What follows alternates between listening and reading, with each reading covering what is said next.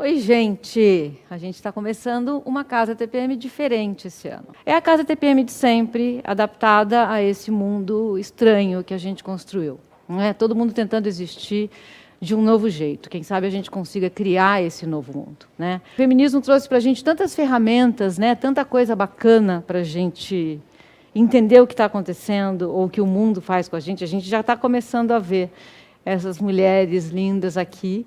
Então, primeira mesa, carga mental. Eu vou debater carga mental, a gente vai conversar sobre carga mental com a atriz Juliana Alves, com a Thelma Assis, a doutora Thelma Assis, a Thelminha, e a Rachel Maia. Ela é CEO da Lacoste no Brasil. Está todo mundo aqui já, né?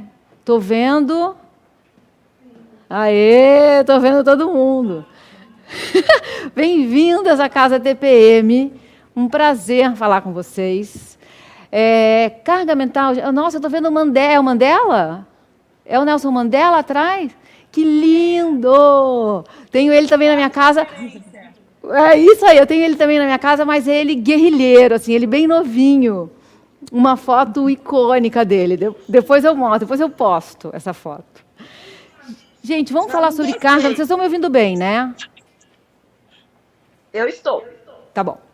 Então, vamos falar sobre esse negócio de carga mental. Eu descobri recentemente o que é carga mental. Né? Se a gente não nomeia as coisas, a gente não pode tentar enfrentar as coisas. Né? Então, eu acho que essa nova onda de feminismo trouxe para a gente ferramentas muito importantes de nomear as coisas, para a gente entender do que se trata. Carga mental é uma coisa complicada de explicar, mas é muito fácil da gente entender, porque a gente vive isso. Mulheres vivem isso. A maioria das mulheres vive isso. Né? Carga mental é uma força invisível que atua dentro de todas as casas. Do que se trata? Se trata daquela coisa,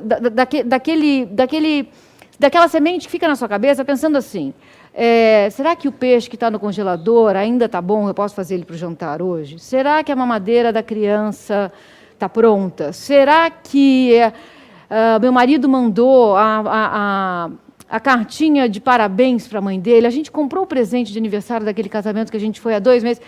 Enfim, é uma força invisível que atua dentro de todas as casas e que diz respeito à gestão de uma casa. E que normalmente cai sobre a mulher. Isso é pesquisa. 85% dos lares, essa força invisível está atormentando a mulher. Então, a gente vai falar sobre isso hoje. Queria perguntar para vocês. Thelminha, vou começar com você. Quando você entendeu o que era carga mental? Olha, você agora nomeando de uma forma muito bonita, né? Mas as preocupações, né, que a gente vive, que a gente carrega, e agora nessa situação de confinamento em que estamos vivendo, mais ainda, né, nos faz assim, nos encontrar com os nossos monstros ali no dia a dia, as nossas preocupações. Então, eu acho que é um termo que tem uma definição, mas que faz parte da nossa vida sempre, né? Rachel, você entendeu o que era carga mental e na hora, porque assim, para mim, quando eu entendi, me bateu um pavor, e eu sou lésbica. Isso, daqui a pouco falaremos sobre isso. Numa casa em que há 2 mulheres, também tem, mas especificamente eu acho que carga mental talvez trate mais de uma relação de homem, uma relação heterossexual com filhos. Aí é que a gente vê o tamanho disso. Como foi entender, Rachel, o que é carga mental? Para hoje, oi gente que está aí, para hoje ainda então você me classificou aqui, bonitinha, fez errado. Dependente, sou eu e meus. E aí a carga mental por compartilhar, eu entendi. Esquecia tudo, do esquecimento para casa, estava no escritório, e de repente eu estava numa. Está travando? Eco, né? Rachel, peraí, só um minuto, porque tá travando, tá falhando. Eu vou jogar... Ju, deixa eu falar com você, Juliana. Já já a gente vai voltar para a Rachel. Me fala você, como foi entender o que é a carga mental? Como isso caiu em você? É um pouco parecido com o que você falou. Me confirma se o áudio estiver legal, tá, gente? A percepção se deu justamente nas dificuldades em estar com muitos esquecimentos, uma sensação de estresse, a sobrecarga, e aí começar a pensar, né, quais eram os efeitos de todas as situações que a gente vive corriqueiramente, mas principalmente agora, numa situação de pandemia e isolamento social, onde você utiliza muito mais o celular em casa e você precisa fazer muito mais coisas online, e aí você perde o limite de carga horária de trabalho. Você se envolve em poucos segundos com uma situação de muito entretenimento, mas ao mesmo tempo com uma situação de tragédia. E você está ali naquele mesmo ambiente com uma filha pequena que tem muitas demandas, muitas necessidades, e precisando estar firme para não transparecer isso para ela, e ao mesmo tempo, como você falou, preocupado com todas as tarefas que agora estamos precisando realmente concentrar nas famílias, nos núcleos familiares, para que as pessoas possam circular o menos possível. Então, eu comecei a precisar de um tempinho para mim, né? Mesmo quando parece que não dá, mesmo quando parece que não dá tempo. E entender isso, entender como isso sobrecarrega muito mais a mulher do que o homem, por conta da estrutura onde a nossa sociedade foi construída, nos faz automaticamente criar situações de debate em casa que, num primeiro momento, podem gerar conflitos. E aí vai, a gente desenvolve melhor isso. É isso, não há como a gente tentar mudar essa realidade que a gente vive se a gente não gerar algum conflito, né? Como diz a Djamila Ribeiro, não existe transformação sem algum incômodo. A gente vai precisar passar por algum tipo de incômodo, né? E eu estava dizendo, eu sou lésbica, e na minha casa também eu me deparo com a carga mental. Eu sou, normalmente, a que tem a menor carga mental. E eu me pego dizendo coisas assim, como faz o feijão? Você acha que esse peixe aqui tá bom? Sou eu que coloco a carga mental na minha mulher. E é uma sensação dolorosa essa, porque a gente também consegue reproduzir essas estruturas de poder, né? E dói isso, mas a questão é assim, a gente está consciente delas. E aí, a partir dessa consciência, a gente pode começar a se transformar. Então, me diz para você, como você já se deu conta da carga mental e o que você faz para tentar resolver isso na sua casa? Olha, eu sou uma pessoa totalmente, como eu posso dizer, eu quero controlar um pouco da minha vida e da vida das outras pessoas ao meu redor. Então, isso me traz uma carga mental muito maior até, né? Porque eu acabo sendo proativa, mas às vezes até demais. E isso reflete em mim como uma autocobrança também muito forte, sabe? Então, aqui em casa, eu tenho, como a Ju falou, eu também tenho tentado ter um tempo para mim. Confesso que não é fácil. Não é fácil. É um tempo que eu já não tinha antes, né? Porque antes dessa história de BBB, de participação em reality, eu trabalhava aí 60 horas semanais, rodava de um hospital a outro, passava 3 horas no trânsito, e aquela cobrança, né? Sempre a cobrança, o papel da mulher que trabalha, que cuida, que ajuda a cuidar da casa, porque graças a Deus aqui a gente compartilha as atividades, e eu acho que isso é um fato também que contribui para diminuir essa carga mental, né? Quando você tem um parceiro ou uma parceira que compartilha as atividades do lar com você, isso já é um primeiro grande passo. E na vida, assim, depois de reality, depois que eu me encontrei nesse confinamento há quase 6 meses, né, que eu estou confinada, eu tenho tentado, na medida do possível, ter um tempinho também para ter um encontro comigo mesma, sabe? Respeitar esse meu espaço. Eu acho que é muito importante para diminuir essa carga mental, a gente tentar respeitar o espaço um do outro também e compartilhar, né, os pesos, né, dessa carga para poder dar uma aliviada para nós também. É incrível, né? Que venha como uma surpresa para a gente hoje, assim, que adultos funcionais que dividem uma casa precisam fazer coisas para que aquela casa se mantenha, né? Mas eu, por exemplo, fui criada para achar que manter a casa funcionando é uma atividade da mulher. E não é que a gente nasceu com um chip que sabe fazer a lista do supermercado, né? Porque tem essa diferença também. Uma coisa são as coisas que você faz em casa. E talvez a gente já tenha começado a entender que é preciso haver a divisão das tarefas. Mas a carga mental é uma estrutura uma camada um pouco mais abaixo dessas. São as coisas que a gente pensa sobre uma casa. E não é que a gente quer que vai haver sempre carga mental. Ninguém vai sair na rua numa manifestação falando pelo fim da carga mental. Não há o fim da carga mental. O que tem que haver é a divisão da carga mental, para que uma pessoa não fique... Estou recebendo a informação de que a conexão da Rachel melhorou. Que bacana essa informação. Para que um não fique sobrecarregado e o outro não fique subcarregado. Então, vamos para a Rachel. Rachel, me diz uma coisa. Você trabalha fora, né, CEO da Lacoste no Brasil, e você também tem uma casa. Como é essa divisão? E como foi entender para você o que é a carga mental? Como foi aprender essa informação? Oiê, vocês estão me ouvindo bem agora? Ou ainda estão com eco? Tá bom agora. Ai, que bom. A minha resposta anterior foi: eu sou uma mãe independente e estou como presidente, né?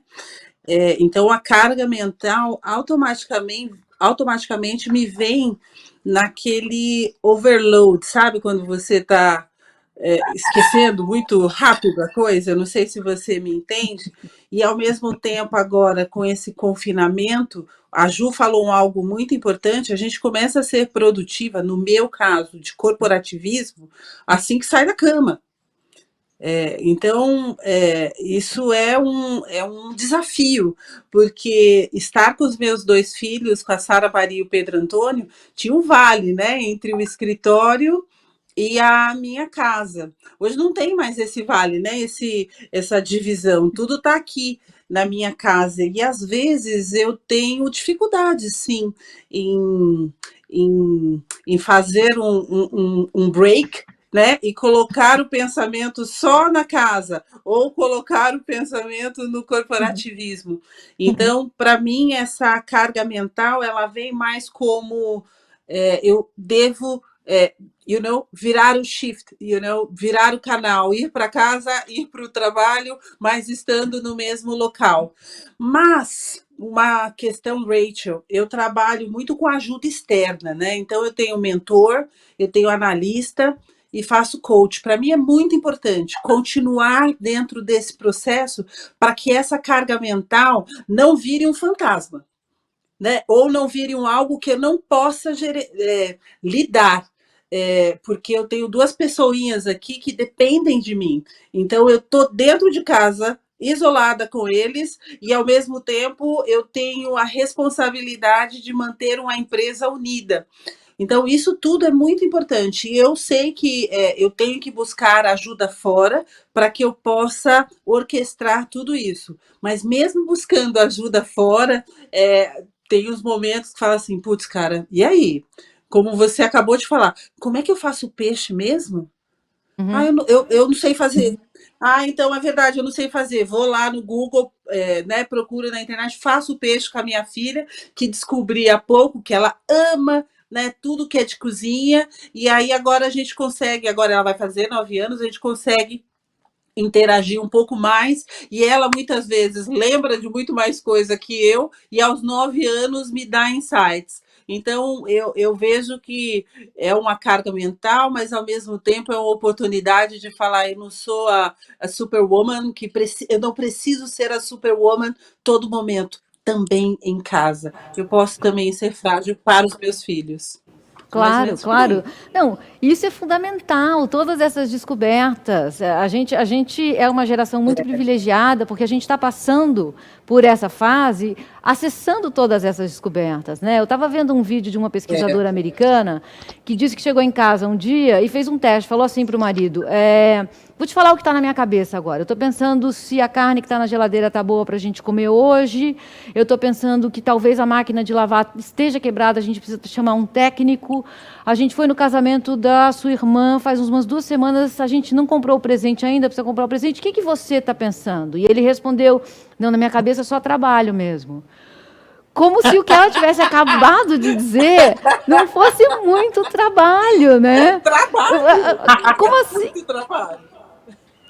Pois é, gente, o que a gente faz em casa é trabalho, não é porque não é remunerado, que não é trabalho. Então, tem todas essas descobertas, né? Eu queria jogar para a Juliana. Juliana, como é na sua casa? O que você se obrigou a mudar para se olhar mais, com mais carinho, com mais atenção, e tentar transformar aos poucos essa realidade que todas as mulheres vivem?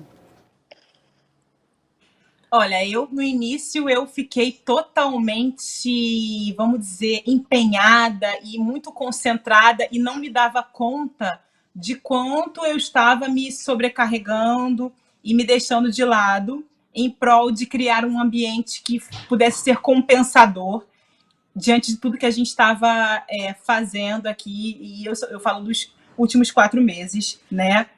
Mas assim, desde o nascimento da minha filha, a realidade mudou, né? E eu percebo quais são os momentos onde eu me sobrecarrego e os momentos onde a conta vem, né? A conta sempre chega quando eu percebo que eu faço isso.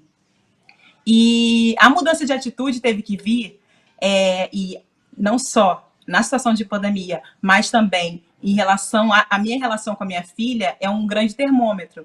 Quando eu percebo que eu sou muito autocrítica, então eu sempre vou achar, e toda mãe sempre acha que não está fazendo o suficiente. Mas quando eu percebo sinais, né? Sinais da criança. E eu comecei a perceber que ela tinha razão em determinadas coisas, né? Quando eu achava que eu tinha que responder todas as mensagens de trabalho, porque a gente está com uma insegurança profissional que é geral, né? E aí eu percebia que eu podia esperar ela dormir para aquela resposta e depois, no outro dia, ter outra resposta. As coisas podem esperar, porque esse momento que a gente vive com essa pessoinha, que depende totalmente da gente, é precioso demais para a gente deixar passar e não possibilitar a ela ter momentos que não adianta outra pessoa realizar, que só nós podemos realizar com elas, pela importância que a gente tem na vida delas. Então, eu confesso que a minha filha foi um termômetro para mim importante, e a partir disso, dessa dificuldade com ela, da irritabilidade dela, da carência dela, eu comecei a olhar para mim também e perceber, olha, se eu estou fazendo isso com ela, eu estou fazendo isso comigo. E aí foi quando eu comecei a criar métodos e formas e diálogos para que esse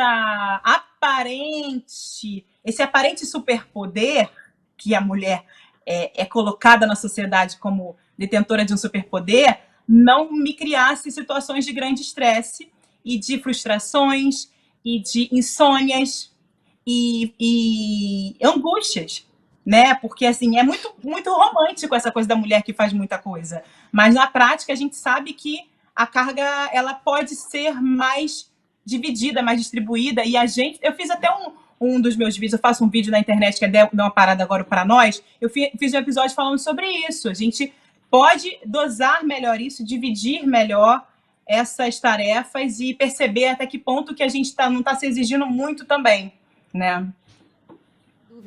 Sem dúvida. Eu posso fazer um complemento aqui no que a Ju falou? Por favor, Rachel. Olha, eu acho muito bacana essa questão de poder dividir, mas no meu caso, olha só, cada caso é um caso, né? E no meu caso, que eu tive que trazer o trabalho para casa, até então a Sara Maria, ela me cobrava muito da questão da mamãe trabalhar muito fora e ela não entendia toda a dedicação da mamãe. E aí eu trazendo o trabalho para dentro de casa, a minha filha de 9 anos, ela fala assim, mamãe, eu entendo. A senhora quer que eu frito um ovo aqui no jantar? senhora não precisa, eu entendo, ela ouve as minhas reuniões. Mamãe, a senhora quer que eu faça tal coisa? Ó, mamãe, eu já tomei banho, viu? Então, isso tudo para mim me enche de orgulho também. Por quê? Porque eu, como eu disse para vocês, eu sou independente. Eu tenho eu e euzinha para poder, né, pagar todas as contas. Então, para mim é muito importante ela ter essa percepção que a mamãe, ela muitas vezes dá menos tempo para ela, porque muitas vezes eu dou 5% do meu tempo do dia para Sara Maria e para o Pedro agora, mas são sempre 5% ou 10% de um tempo de muita qualidade.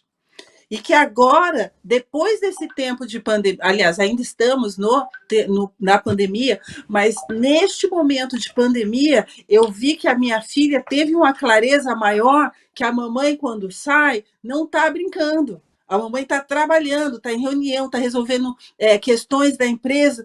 E hoje ela olha para mim e fala: não, mamãe, não precisa. Ô, mamãe, eu vou esperar quando a senhora acabar. Cara, isso me enche de orgulho.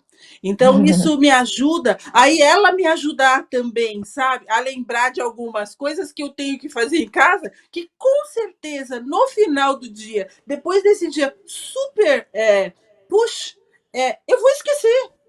Mas ela tá lá. Mãe, lembra que a gente ia fazer tal coisa? Ô, mãe, tu lembra que a gente. E tá tudo bem, e tá tudo certo contar com essa ajudinha que vem de forma carinhosa, porque ela sabe que a minha resposta para ela vai ser com carinho também.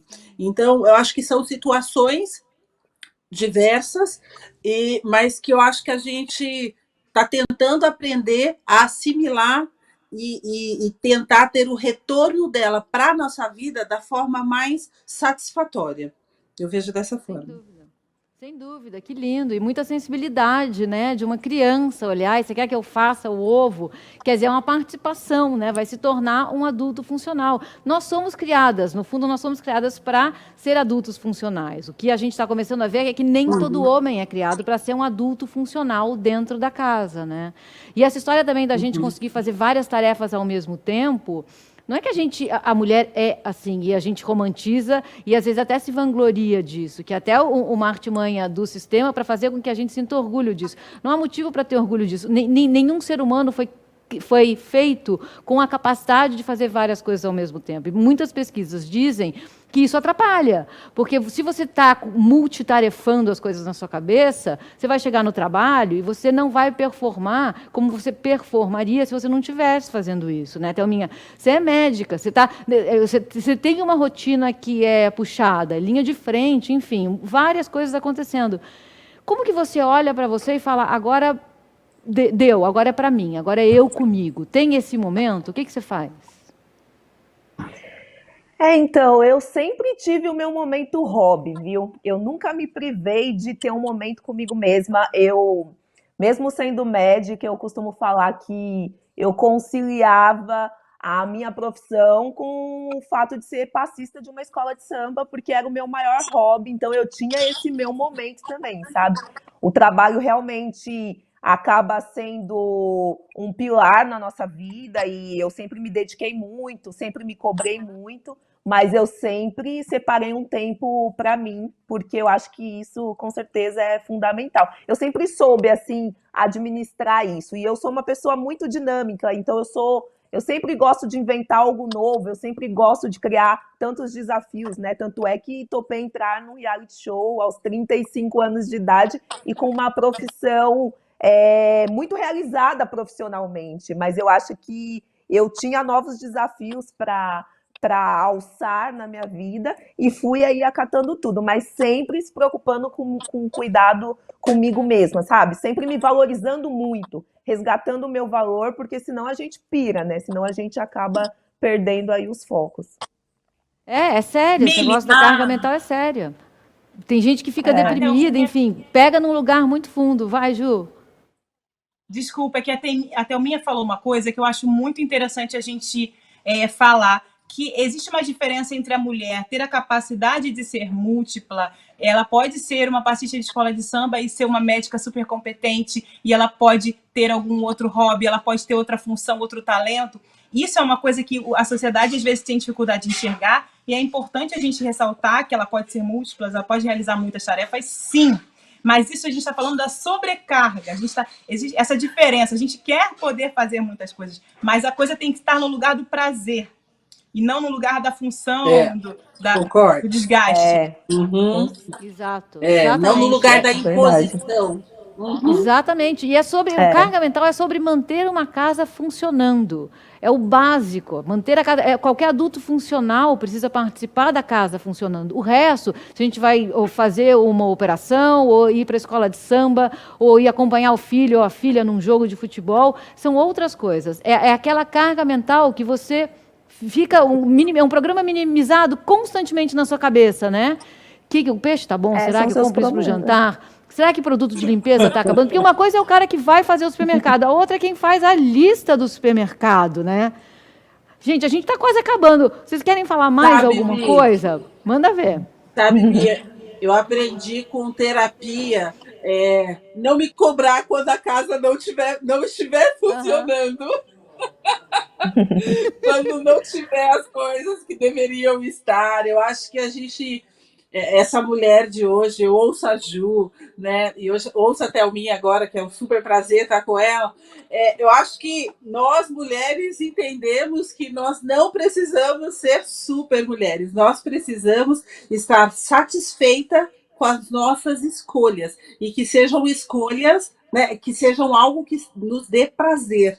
E não que sejam algo impositivo. E tá tudo bem também esquecer as coisas e não precisa ter toda a perfeição ou toda a harmonia em casa, porque esse universo perfeito, desculpa, cara, ele não existe. E eu sempre estou dando várias mancadas, várias. Você pensa numa pessoa que recebe visita e de repente fala, putz, não tem guardanapo. Cara, não tem guardanapo. Aí você liga para a próxima visita, você fala, você traz guardanapo da sua casa? Porque na minha não tem. E assim cara. Melhor. Meu, é mais ou menos por aí. Então, gente, ó, não se preocupa não se não tiver perfeito, viu?